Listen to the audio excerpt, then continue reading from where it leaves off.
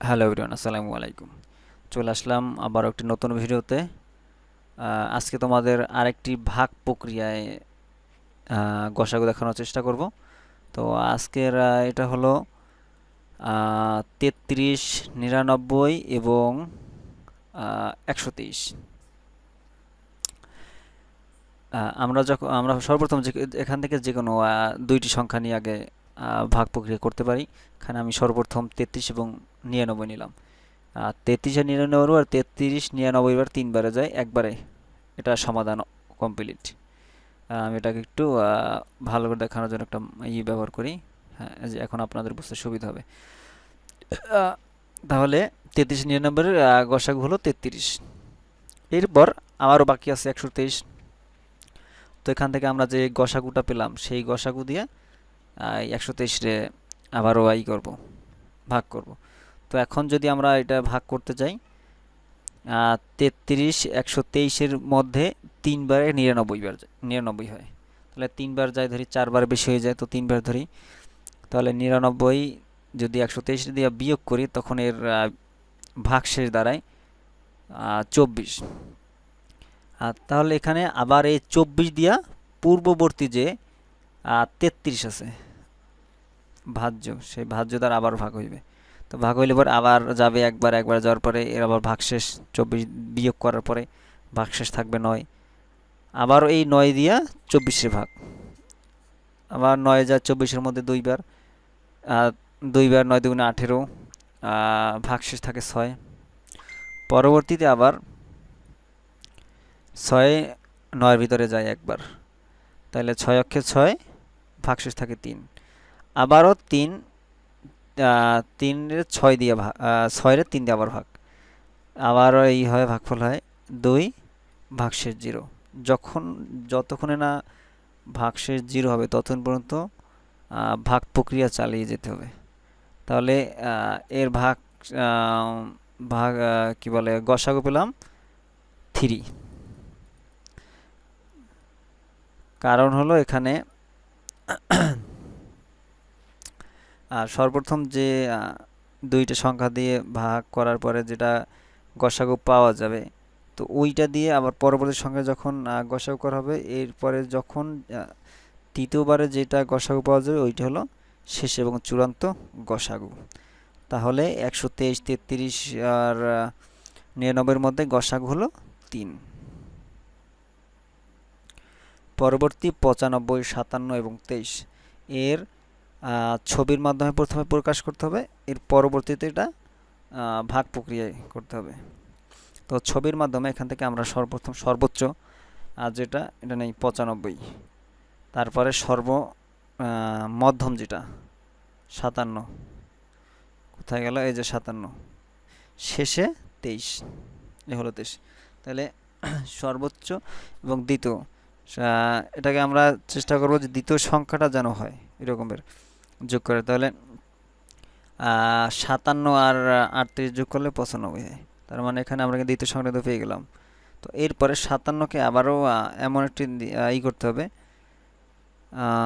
57-কে আবার ভাঙার জন্য 38 আর 19, 38 আর 19, আবারও এই 38-কে ভাঙা যায় 19 19 দিয়ে, আবার সেই 19 19 ভাঙার পরে থেকে গেল 19। পরবর্তীটায় একদম ছোট সংখ্যা ছিল 23, 23 আবার ভাঙার জন্য 19 আর 4 23, তাহলে মিলে গেল এখানে। তারপর আবার 19 আবার ভাঙতে হবে, 4 4 4 4 4 4 4 16, 16 আর 3 19।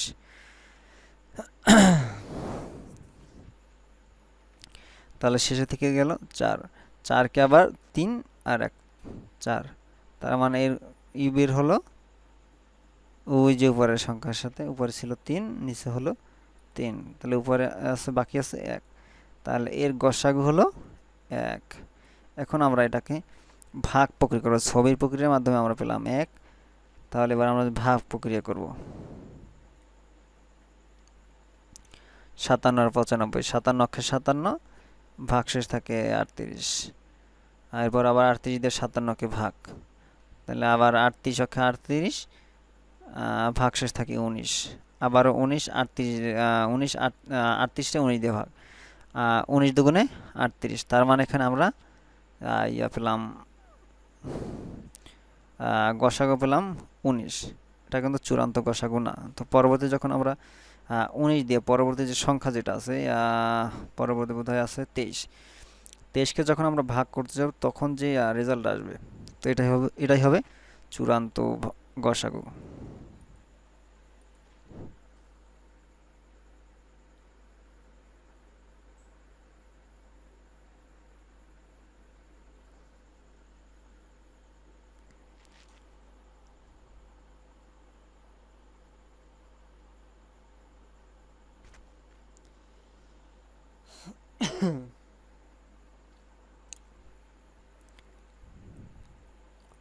আবার 19 অক্ষে 19, ভাগশেষ থাকে 4।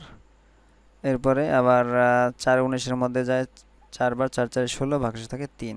আবারও 3 দিয়ে 4 ভাগ করলে 3 অক্ষে 3, ভাগশেষ থাকে 1।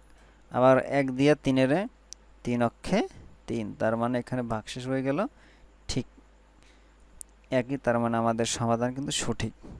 তাহলে আমরা পেয়ে গেলাম গসাগু 1। এরপরে দ্বিতীয় নম্বরে চিত্র থেকে 100 এবং 44-এর গসাগু নির্ণয় করো। চিত্র থেকে 100 এবং 44-এর গসাগু নির্ণয়। এটা হলো উচ্চতা হলো 44 আর দৈর্ঘ্য হলো 100।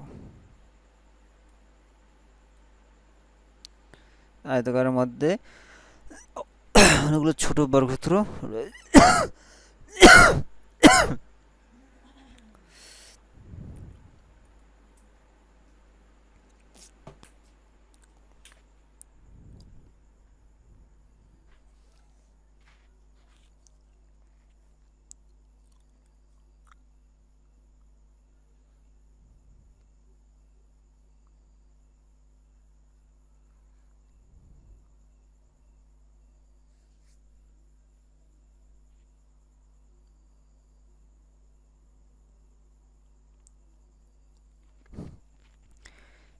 এর সমাধান গণিতবিদ ইকুইল্ড এর পদ্ধতি অনুসারে গসাগু চিত্রটি হতে নির্ণয় করা যায়। নিচের চিত্রে সেটা তুলে ধরা হলো।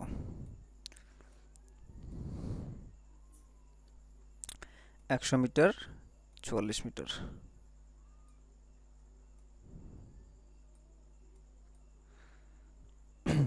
তাহলে 100কে আমরা ভাঙে যদি, যেহেতু আমাদের পরবর্তী সংখ্যা 44, তাহলে 44 আর 44 88, এর সাথে 12 যোগ, তার মানে 100 হয়ে যায়। প্রথম বর্গ হলো 44, দ্বিতীয় বর্গ 44, তারপরে এই যে বাকিটুকু এখানে 12, টোটালি হলো 12। তাহলে